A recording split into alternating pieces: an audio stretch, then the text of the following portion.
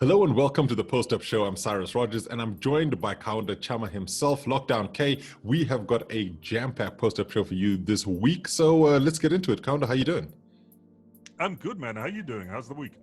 Week's been good. Just excited to get back to NBA basketball, WNBA basketball, basically basketball, you know. It's been one of those weeks.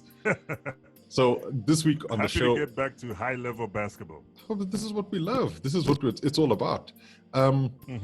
Let's talk about 6 teams we think are potential teams with championship pedigree. So 3 from the East, 3 from the West. You know, we love these kinds of things. We spend the time thinking, okay, fine, who could be the best here? And it's going to be tough to really gauge. I think there's going to be some very easy calls in terms of who could be potentially championship pedigree in both conferences. But when you come to that third team, that's where it starts to get tricky. So do you want to give me who you think your 3 might be in the West? We'll start there because I think it's fairly simple. No. Let's start in the East. Okay, you want to start in the East. Cyrus. I love the East. The East. The sun rises in the East and sets in the West. The sun rises in the East. Let's rise in the East. So Cyrus, okay. I think at the moment, your thinking might have changed, but mine kind of remains the same. Yeah. The Milwaukee Bucks, right? Looking good. Recent loss to the Rockets to me is neither here nor there. I think it's still too early in the resumption to judge them on that. But the Milwaukee Bucks are looking good. They're looking very, very agile. They're looking very athletic. They're using their height to their advantage, and I think they've got what it takes. I mean, there's a reason why they ended up top of the NBA, right? Yeah. Top seed, even on top of the Los Angeles Lakers. Now, behind them, to me, has been the biggest pleasant surprise of the season, who are the Toronto Raptors. I really thought, after Kawhi left, Danny Green, he was like the spare tire that came with the car. We'll talk about that on another post-up show. But Cyrus, look, seriously, when Kawhi left, I was one of those naysayers who was like, oh, Lord, now everything is falling apart but I think what he did, because remember, the Raptors beat the Lakers the other day. And what LeBron rightfully said is, don't forget, these are champions. These guys are just from winning it all. And it wasn't all Kawhi. And I think, as an addition to that, you got to remember that when Kawhi went there and he became like the de facto captain, if you will, he made them believe. Yeah. He made Pascal Siakam believe that he could become a superstar. He made Van Fleet believe that he could take shots. He rejuvenated Kyle Lowry after his best friend left and went to San Antonio. Yeah. And I think he gave them that spirit. Like even Serge Ibaka, there's a resurgence of Serge Ibaka.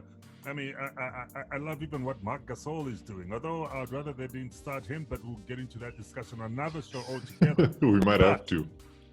I think what Kawhi did is he made them believe. And that's one of the reasons I believe the Toronto Raptors could go all the way. And third, I've had my issues with this team when Kyrie was there. It just didn't work when Isaiah Thomas was there that time. But I'm a strong believer that the Boston Celtics could shock us. So for me, 1, 2, and 3, that's Milwaukee Bucks, followed by the Toronto Raptors. So you're basically going with seeding. Celtics. You're basically going with how the seeding sort of... Okay. I believe the seedings don't lie. Unless it's 2015 and you're the Atlanta Hawks. But let's not go there. That's another podcast. Oh, the shade. I tend to agree with you on number 1 and 2, though there's a point that I want to make about the Raptors that, I think too much is made of Kawhi's influence. I think that his presence was important, and that's what helped the team understand that they had a superstar. But in essence, it's the entire combination. You have a rookie coach in Nick Nurse who instilled belief in every single one of the players, not just in the fact that Kawhi was there, because he was one of the key guys when they were going down the stretch, when they needed a bucket. But that's what you have with a superstar player. But then the other thing is that you have to bring out the best in the teammates. Kyle Lowry played some of the best basketball he'd ever played. Fred VanVleet was suddenly a superstar, and that's not just because of Kawhi. That's because of the coaching staff. That's because of the belief the organization puts in you. And when you look at all the other players that have lifted their game, from the Pascal Siakams to the Serge Ibaka to the Norman Powells, all of these guys they've been given a sense of belief that the coach, the organization, Masai Ujiri, maybe even the president of Canada, Justin Trudeau, every single one of these guys has gotten their back. So I think that's been one of the things for me for the Raptors, and I believe in them as a team with championship pedigree. I also believe in the Milwaukee Bucks as the team with championship pedigree in the East. They are the Eastern favorites. I think to bet against Giannis is to try and lose your money. And, he's one of those guys who... Ask James Harden. Oh, but the thing is that in the, if you want to call it right or wrong circumstances, the Bucks can be beaten. Giannis can be beaten. Yeah. We saw that last season, and that was his MVP season. So he should be a lot wiser. Coach Budenholzer should be a lot wiser for the Bucks, and they need to start getting back into gear because a lot of the members of that team haven't been living up to expectations. We talked about that in the post-op podcast. That there's a lot at the Bucks that's not quite working the way it should do, but they can fix it. I think for me, the third team, I don't think I'm going to go with the Celtics. There's just something about them that seems too fragile. Now, in terms of championship pedigree, maybe this team I'm going to mention isn't way up there, but I think that they're the kind of team that could really shock some people in the NBA, and that's the Miami Heat. I love the way they are constructed. I like the pieces on that team. Jimmy Butler does blow hot and cold. But when you look at what Eric Spoelstra is doing with some of the bigs there, Kelly Olynyk, who I'm not a major fan of generally. We know you, Cyrus. We know the history with you and Kelly Olynyk. He's looking so good, though. He's dropping three-point shots like no man's business. They've got a lot of good shooting in that team. You've got players like Goran Dragic who are really contributing. Kendrick Nunn is also doing well. Goran Dragic is playing some good basketball, Cyrus. Really I can't good. fault you on that one. I just think that they've got some really great pieces. And I'm going to also say something a little controversial here. Getting rid of Dion Waiters was a very good move. I think that he was a problem when it came to team chemistry. There was some issues that he was having with the organization, and that can affect a team. But I've even left out one of the key pieces why I think the Heat are going to be one of the teams to watch, and that's Bam Adebayo. He has been incredible. This restart, you could see that he's locked in. He's really playing some good basketball. It will take a heck of a player to beat him in the post. And he's also added scoring to his game. So I'm a big fan of the Heat. I think in terms of the East, they're a potential team of championship pedigree. I just don't know about the Celtics. I think Eastern Conference Finals maybe, but not all the way. I can agree with you there. And Cyrus, when you speak about one Bam Adebayo, I got to add to you, this is the discussion we've had before. I think before he was living in the shadow of a better center. And then once that better center went to the Portland Trailblazers. In Hassan Whiteside, he was given space. Yeah, in Hassan Whiteside. I'm even forgetting to say his name. In Hassan Whiteside, he was clearly the better center at the time, and you could tell that he had skill over Bam, and I think Bam had to be content with playing second fiddle, and now that he's grown and he's been given the space to spread his wings, I think now you're seeing a whole different Idris Bam Adebayo, and I think he can only get better from here, Cyrus, and I think a key piece for the Miami Heat. No, definitely.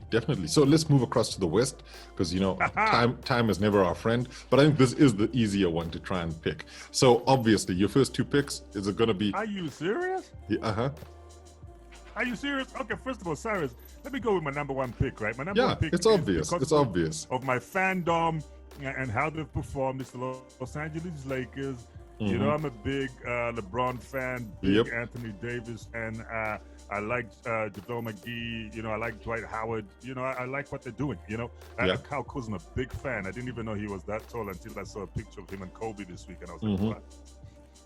Anyway, I'm going to back the Lakers, but right beside the Lakers and physically, spiritually, and everything is the Los Angeles Clippers. I like the look of the Los Angeles Clippers. They could pull off a major upset when it comes to taking on, if they meet the Los Angeles Lakers in the Western Conference Finals. Well, I wouldn't call it a major upset. I think that the Clippers themselves might say it's been a long time coming. It's a major upset, Cyrus. Come on, we'll get into that on another podcast because one Paul George isn't PG-24, PG-13 from the Indiana Pacers anymore. He's another Paul George. He's great. Mm-hmm. He's a two-way player. He defends well. His offense is at most of the time impeccable. But sometimes, I don't know if it's the sneakers, but which he doesn't zip up all the way. I got issues with that, but we'll talk about that some other time. Kawhi Leonard is always informed, but when sometimes they start missing key pieces and that, they're kind of like the Lakers. I think you shared a very good clip with me where somebody was analyzing the Lakers and saying the problem with the Lakers is they don't have wiggle room. Mm-hmm. So that if an AD is having it was Colin Cowherd who said exactly that. Yeah, and if LeBron's having an off day, then they've got problems. But I think the same can be said for the Clippers. Yep. Because if Paul George and Kawhi Leonard are having bad days, are you telling me that the rest of that squad is going to carry them to a championship? Well, maybe not a championship, but the thing is that it's about winning games and winning key games. And if I think about it, Sixth Man of the Year, continually in the conversation for Sixth Man of the Year, Lou Williams is that kind of player. He is out of them wing spots. Look, he's out of there. There's no going back to those spots. So you can't use that against him all the time. But I think the thing is that he will also still have a point to prove, and I think this is the chip on their shoulder that the Clippers generally have. Where they're like, man, you always talk trash about us. We're gonna have to show you what we're made of. So who's your third pick then? You see, I've got 2 third picks. That's what I was saying. When you said it's an easy one in the West, I said in terms of your top two. In terms of your top two. In terms of my top 2, yeah, that's easy. But in the Wild Wild West, Cyrus for number 3, I might even have 3. Okay. You gotta pick one. You gotta pick one. The Denver Nuggets are looking good. Mm-hmm. The Houston Rockets are looking good. The Utah Jazz are also looking good, Cyrus. And they are gunning for that 3rd spot. But if I was forced by you, as which you are to being pick one. Yeah. I'm going to Denver. Okay. Cyrus. Okay. You know why? Mm-hmm. I first of all, I like what they're doing over there. The Joker, one of my favorite big men in the league, and I think if Paul Millsap steps up as well, we're gonna see a good Denver Nuggets there, and they've got a decent enough backcourt, right? You're talking about your Gary Harris and Jamal Murray. Jamal Murray. So they've got some good pieces, and let's not forget our main man, Ball. He is coming into his own. I know he's a rookie and he's got a lot to learn, but he looks like he's enjoying himself on that court. Don't you see his dad sometimes when you're looking at him? Yeah, no, you can. You can. A more agile Manute Ball, yeah, who looks like he's really enjoing what he's doing. He looks less painful than his dad did, because his dad, he looked like running was so a chore. Like a major chore. So Cyrus, okay, if I'm forced to make a decision, I you're saying Lakers, Clippers, Nuggets. Okay, those are your teams of potential championship pedigree. So I agree with you totally in terms of 1 and 2. The Lakers and Clippers, they're shoo-ins. I think those are the championship pedigree teams. We've been talking about them all season. I like the look of the Nuggets, but, and this is a caveat for me, I don't think they're well. To quote Sir Mix-a-Lot, nah, we're not going to go there.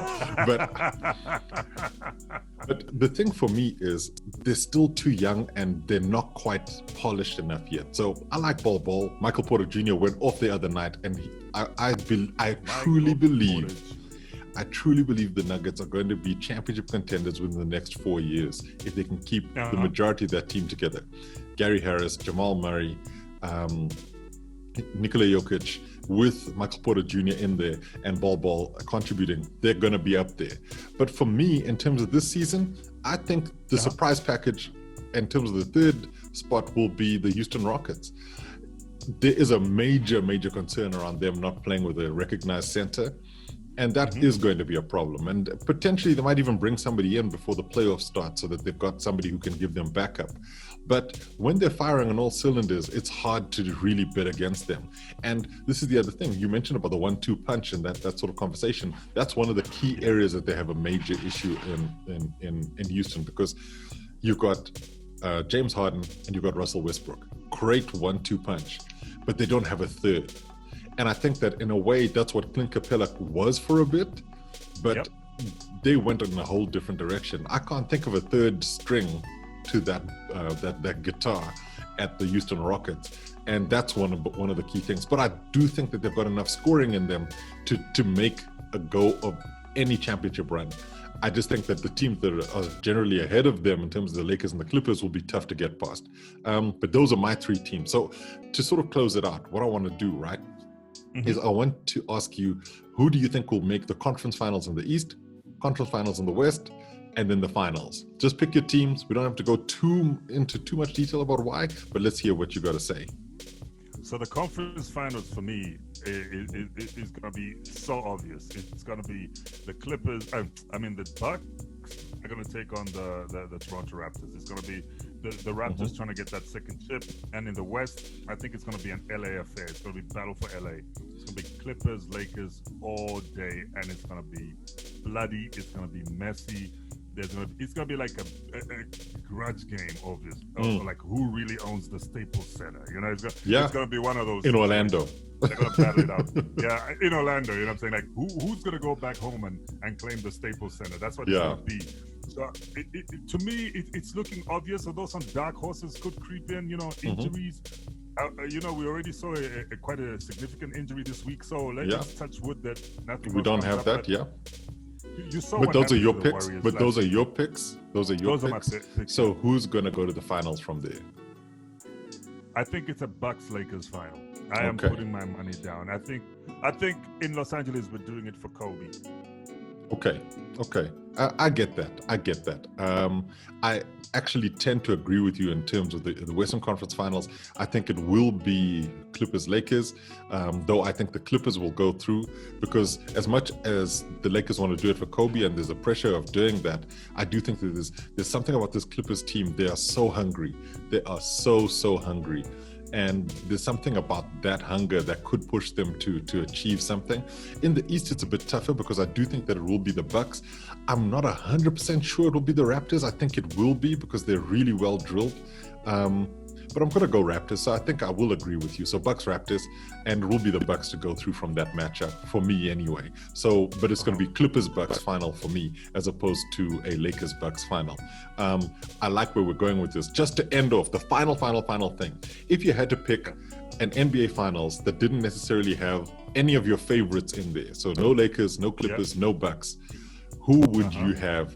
Who could make that final for you? Me looking at an exciting final. I'm just saying, my favorites. Dark horses, not the favorites. Yeah. I would love to see, like, something just happens, then it's Indiana Pacers versus the Houston Rockets. That would be Can you believe that, madness. It would be madness. The Indiana Pacers versus the Houston Rockets. That'd be fantastic. But just remember, it doesn't have to just be teams who, are unfancied. It could also be, like you mentioned, the Celtics are your sort of, third team. So it could be like somebody like the Celtics. I mean, I like the idea of the Rockets being there. I think I would probably pick a Rockets. Dark horses. Would I use the Raptors as a dark horse, even though the champions? I'd say if it was dark horses, it would probably be Rockets Celtics for me. Actually, if I think about it, that would probably be the finals. But look, we're gonna have to leave it there, Kay. It's been a great, a great post-up show. We're trying to keep people on their toes. So thank you for watching. Make sure you follow us on all the socials. On Twitter, it's @PostUpPodcast. We're also on Facebook. Go to postupzone.com and make sure you interact with every single one of us. That's the two of us. Myself, Cyrus Rogers. That's Kaunda Chama. Thank you for watching. Thank you.